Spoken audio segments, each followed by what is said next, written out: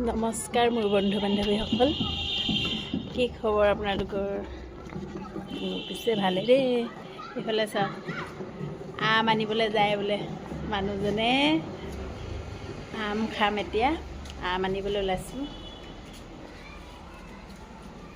ওলাই আহিছোঁ ৰুমৰ পৰা, চাই থাকিব দেই, আম আনি খাম।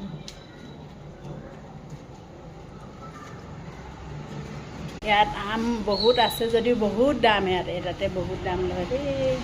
আমাৰ অসমৰ নিচিনা নহয়। চাওকচোন, আমটো ইমান ডাঙৰ, তাতে 50 টকা লৈছে দেই। এতিয়া আম খাম। খাবি নাই? মই নাখাওঁ, তুমি খাই দিয়া। ধুনীয়া খাওঁ খাওঁ লাগি আছে দেই। মিঠা হ'ব জানো? মিঠা হ'ব কেনে হ'ব? কি ধুনীয়া ডাঠ। মজা।